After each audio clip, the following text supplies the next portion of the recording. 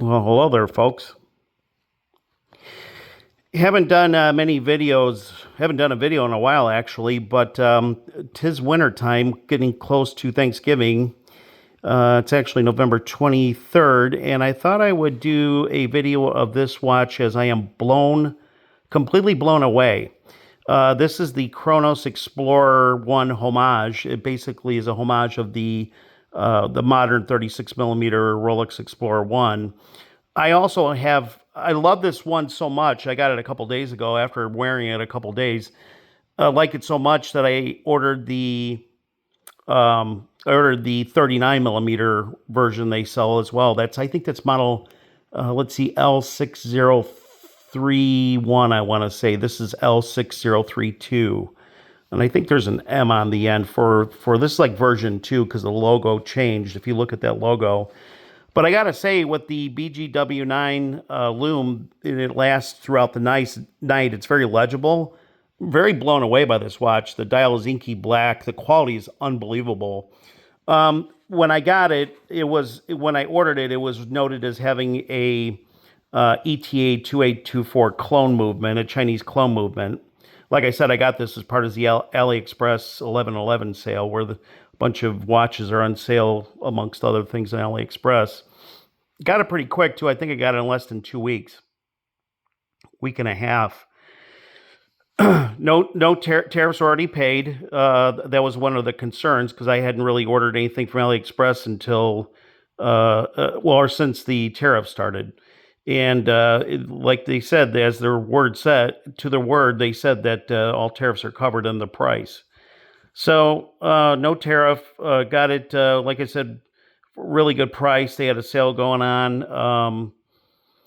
I'll do another video during the day, but I am really impressed. I ordered 2 more. That's how much I like it. You know, like I think I've said this in my videos before, I early retired in 2019 and said no more big ticket watches. And for some reason, I've gotten glued to the Explorer 1, and I never really considered it before because if you look at my meaty 8-inch wrists, and I got a little bit loose, it's got the extension link on it too, just like the Rolex.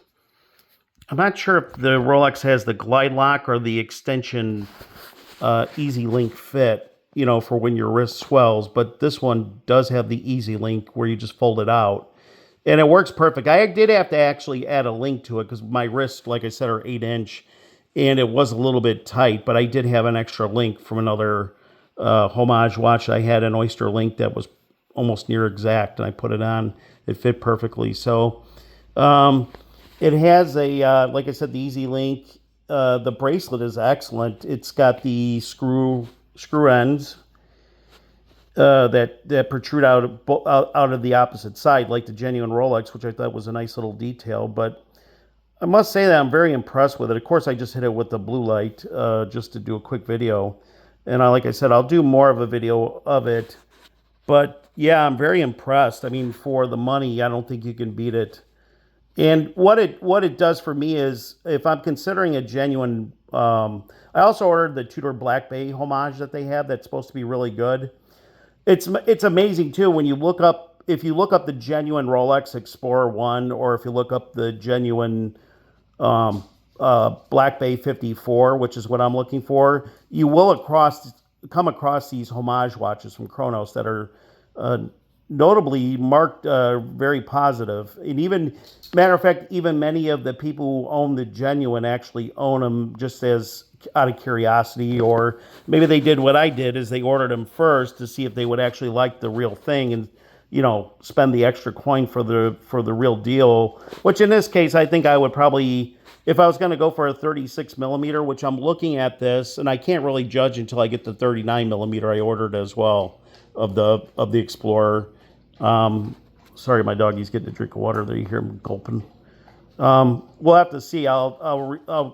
I'll hold judgment until I get the 39 millimeter, but it is one of the reasons why I've kind of passed on the Explorer 1. I mean, I do own an Explorer 2 that I did a video a long time ago, a couple years back, a Polar Explorer 2, and I never really looked at the 36 millimeter Explorer 1 because of my meaty wrists.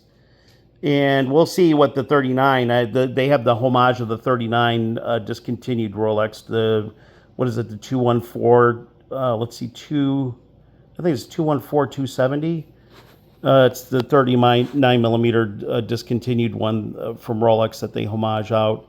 They'll probably eventually do the 40 millimeter as well, which is the current larger size one that Rolex offers. But just trying them out just to see if it's worth it really gets hard. I mean, this thing's it's supposedly got an updated ETA clone without the ghost date. So it's only a two position, pull stem on the crown. And the original PT5000 that it had before they updated it recently did have the ghost date because it was basically a 2824 clone. They did something where they removed, I think, they changed some of the parts out. They removed some of the date parts, and I think they changed the set lever in the ETA movements where it has a two position from the ETA 2801, which, with the Chinese clones, they can obviously just make the parts. But so far, it's been very accurate. The dial's inky black during the day. It does have a sapphire crystal. It does have AR coating. The Lume, like I said, is all night. You could see it all night. There's a couple videos if you look up basically Explorer homages. One guy did a very nice comparison video with all the range of homages from AliExpress, and in that comparison, the ones that shine are, of course, the more expensive ones are the Cronos and the Octopus Kraken, which only makes it in the 36 millimeter of that one. I was actually going to order that one, but I kind of decided on the Cronos based on some other reviews, and I am not disappointed. For the kind of money you're spending for these watches, less than $200, they are well worth their asking price for the quality. I mean, like I said, I'm blown away. And I own, several genuine Rolexes, and I can tell you that this one is. It would impress a lot of genuine Rolex owners. Let's put it that way. It's Kronos is a step above. I think they're obviously trying to establish themselves as a higher end homage watch, and they do make some genuine designs, but a lot of their stuff is homages of, several watch brands out there, which is, not a bad thing because you have two scenarios. Obviously, you have people like me who are considering the genuine watch and trying to decide between 36 and 39 millimeter.